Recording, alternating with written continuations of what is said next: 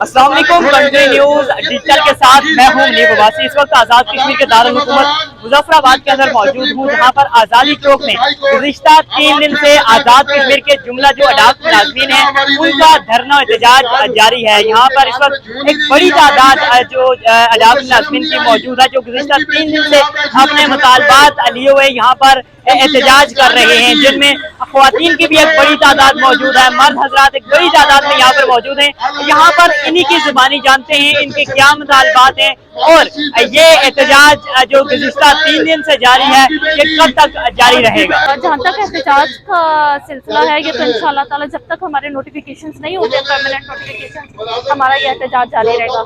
और ये कोई भी ना समझे कि हम एक हैं, ये बात ध्यान में रखें कि 1 से 11 होंगे, 11 से 111 होंगे और इंशाल्लाह 1000 आगे आपको समझदार है। हमारी तादाद इंशाल्लाह ताला 1 से बढ़ती जाएगी। तो हम ख़वातीन हैं, इंशाल्लाह ताला हम भी आखिर दम तक, आखिरी हद तक हम लोग यहाँ पे बैठेंगे और अपना एहतजाज जारी रखेंगे। आज मुलाजमीनों का ये जो धरना है ये जारी रहा है। आज 3 रोज से इस गवर्नमेंट के कान के नीचे जूं तक नहीं रेंगी और इतने लोग, हमारी बहनें, हमारे बुजुर्ग, हमारे भाई यहाँ पे बैठे हुए हैं। ये इस चीज के लिए धरना देकर बैठे हुए कि हम 20-20 साल तक सर्विस कर चुके हैं। अब हमें जब हमारी एज हो चुकी है, अब हम किसी काम के लिए रहे तो अभी गवर्नमेंट कह रही है कि हम आपको फारग कर रहे हैं या आप ये फारगी का सोच रहे हैं, तो खुदारा अल्लाह की तरफ देखें अब हम किस साइड पे जाएंगे, हमारा और कौन सा मुस्तकबिल होगा। जब हमारी उम्रें थी, हम कुछ कर सकते थे, तब हमारी उम्रें यहाँ पे ज़ाया हुई। जब हमारी उम्र अवर होगी, अब हम कहाँ जाएं, किसके दर पे जाएं धक्के खाने के लिए।